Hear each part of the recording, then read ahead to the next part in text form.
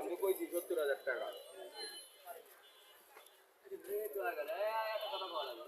এটা 70,000 বলতেছে। কত 80,000 85,000 বিক্রি করবেন? বিক্রি করবেন কত? না, আমি কিনতে আসিনি, মানে বিক্রি করবেন কত?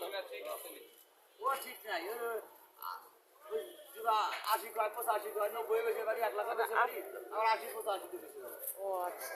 বুঝছেন? এই হলো ব্যাপারটা। কোন জেলাতে আসছেন? কোন জেলা থেকে আসছেন?